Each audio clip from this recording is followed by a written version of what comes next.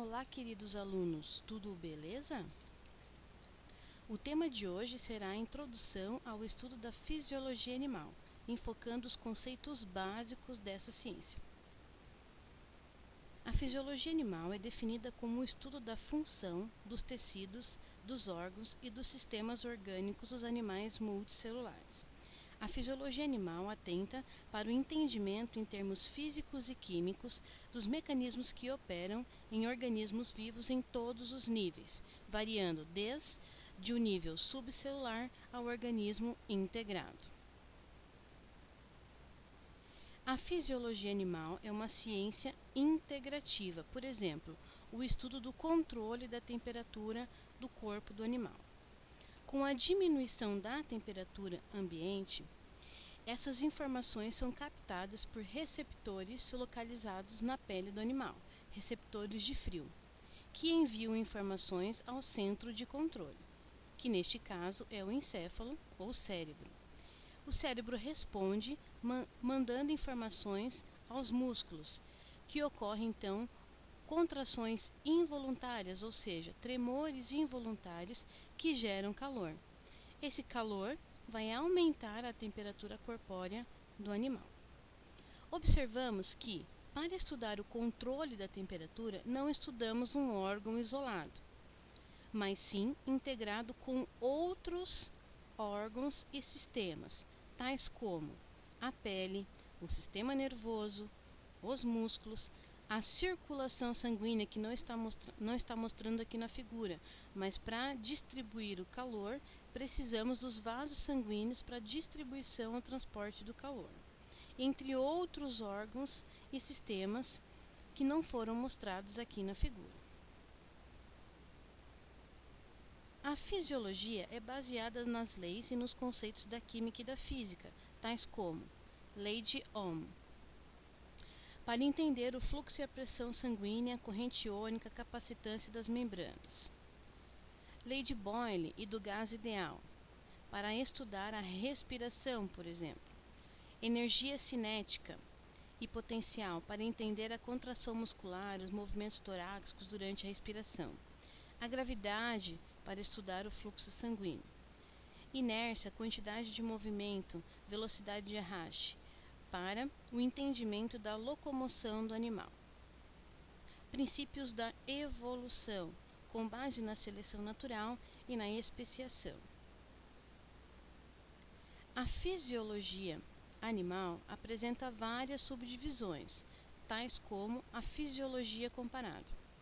É uma área que usa comparações entre as espécies para diferenciar padrões fisiológicos e evolutivos. Por exemplo, nessa figura observamos o esquema de circulação sanguínea nos diferentes animais, a circulação em peixes, em anfíbios, em répteis, aves e mamíferos. A circulação nestes animais é diferenciada, pois o coração destes animais apresentam morfologia diferenciada e, consequentemente, a circulação do sangue no interior do coração é também diferenciada. A fisiologia ambiental examina animais no contexto do meio ambiente em que eles habitam. Por exemplo, o urso polar tem pelos densos e brancos que o protegem do frio e o camuflam na neve. A fisiologia evolutiva usa métodos e técnicas da biologia evolutiva e sistemática, por exemplo, na construção de árvores taxonômicas, familiares ou cladogramas, para entender a evolução de animais do ponto de vista fisiológico, usando marcadores fisiológicos. Por que estudar a fisiologia animal? Bem, primeiro pela curiosidade científica. Por exemplo, saber como o coração de um beija-flor pode bater 20 vezes por segundo durante o voo. Outro exemplo, saber quantas vezes as asas dos beija-flores batem por segundo. Ou ainda, como as baleias e as focas conseguem permanecer em mergulho por horas, mesmo sendo mamíferos. Outra importância de se estudar a fisiologia animal são as aplicações agrícolas e comerciais.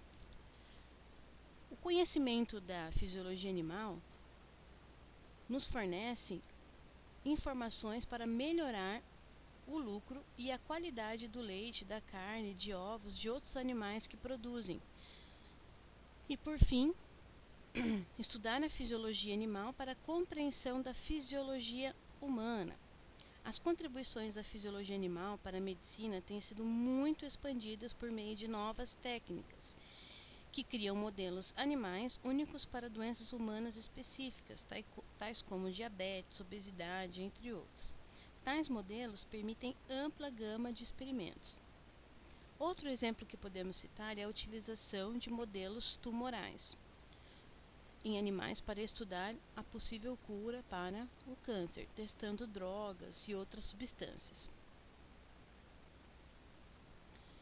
Os temas centrais na fisiologia animal são relação, estrutura e função. Por exemplo, vamos estudar o salto de um anfíbio em direção à mosca. Durante o salto, ocorre a contração de poderosos músculos esqueléticos ligados à perna do animal, às partes ósseas da perna do animal. Após engolir a mosca, outro músculo entra em ação. É o músculo liso do esôfago e do estômago, que irá ajudar então no transporte da mistura do alimento e o suco gástrico.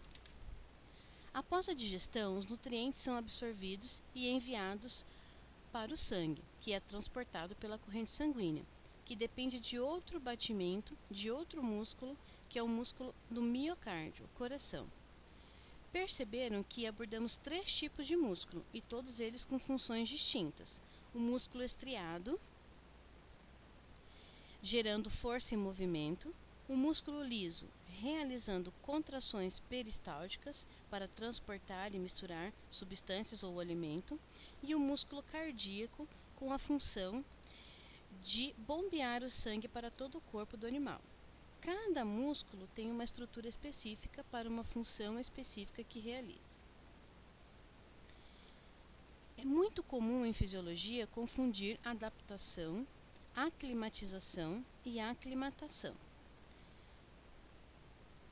A adaptação ocorre de forma extremamente lenta nas espécies, por milhares de gerações. Geralmente, esse processo é irreversível. Já a aclimatização é uma mudança fisiológica, bioquímica e até anatômica dentro de determinado animal, que resulta de sua exposição crônica a condições ambientais novas e que ocorrem naturalmente no ambiente nativo do animal. Por exemplo, mudança de temperatura no ambiente. O animal poderá responder de várias formas, ou procurar um microclima adequado, ou responder fisiologicamente ao aumento ou à diminuição da temperatura. Já a aclimatação refere-se aos mesmos processos da aclimatização, mas as mudanças são induzidas experimentalmente no laboratório ou no campo pelo investigador ou pesquisador. Geralmente, a aclimatização e a aclimatação são processos reversíveis. Um dos conceitos mais abordados na fisiologia é a homeostasia ou homeostase, que é conhecido como manutenção do equilíbrio interno do animal. Claude Bernard definiu como manutenção constante do meio interno, apesar das alterações contínuas do meio externo. Segundo Cannon, homeostasia é a condição de equilíbrio no ambiente interno do corpo, produzida pela incessante interação de todos os processos reguladores do corpo.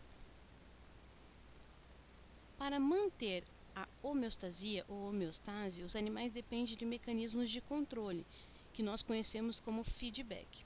Podemos definir feedback como ciclo de eventos no qual o estado de uma condição corporal é continuamente monitorado, avaliado, alterado, remonitorado e reavaliado.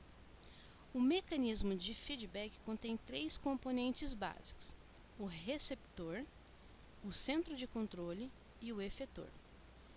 Os receptores, podemos citar os exemplos de receptores localizados na pele, que captam as informações de frio, dor, calor.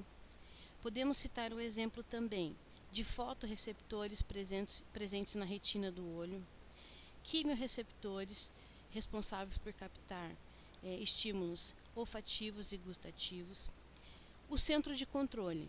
O centro de controle é o sistema nervoso e o sistema endócrino. Efetores. Exemplos de efetores: músculos, entre outros órgãos. Existem dois tipos de feedback: o feedback positivo e o feedback negativo. O que vem a ser então o feedback negativo? É quando a resposta inverte o estímulo original. Por exemplo, diminuiu a temperatura ambiente, então diminui a temperatura corpórea, então entra em processo de hipotermia.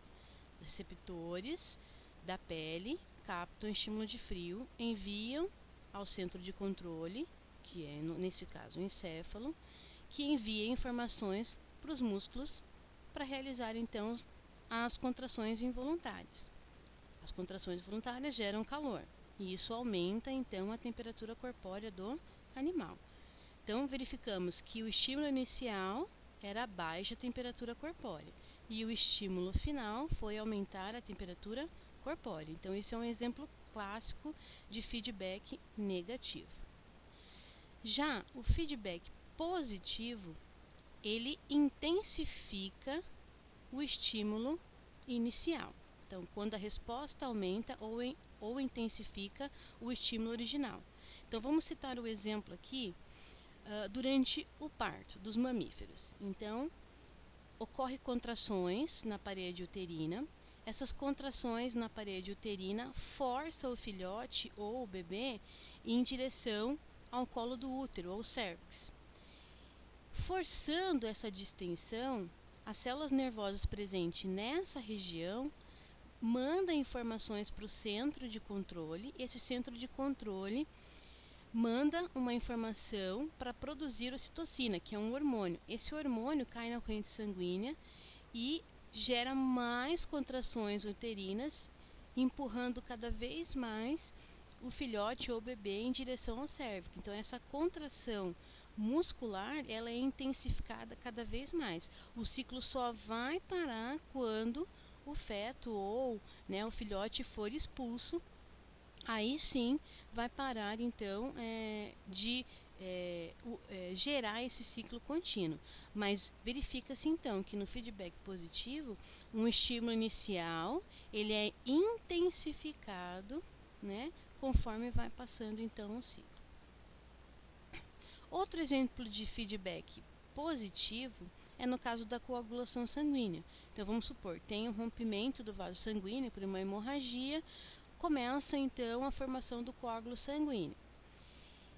Começando a formação do coágulo, ele ativa várias enzimas que ativam outras enzimas. A ativação dessas enzimas intensifica cada vez mais a coagulação.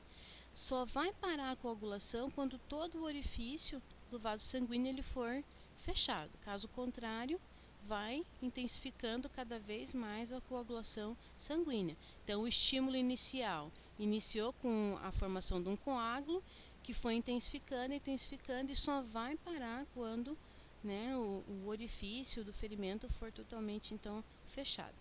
Outro exemplo de feedback positivo. Quando os animais são confrontados, eles podem responder de duas maneiras, ou na conformidade ou na regulação. Na conformidade, os animais induzem alterações corporais internas que se assemelham às condições externas. São chamados de conformistas. Por exemplo, a estrela do mar. A estrela do mar, se ocorre alguma alteração na concentração da água, do ambiente, ela também vai seguir as mesmas concentrações do ambiente externo. Então, ela faz com que o ambiente interno seja igual ao ambiente externo, quanto a osmorregulação, no caso, a concentração salina da água. Já os reguladores usam mecanismos bioquímicos, fisiológicos, e comportamentais e outros para regular o seu meio interno sobre uma ampla variação de alterações ambientais externas. Exemplos de reguladores são os peixes de água doce e os peixes de água salgada, os teleósteos de água doce e os teleósteos marinhos. Eles mantêm as concentrações iônicas dos líquidos corpóreos acima ou abaixo dos níveis ambientais. Eles são denominados de osmorreguladores. E por hoje é só, pessoal, e aqui eu deixei para vocês a referência. Bons estudos!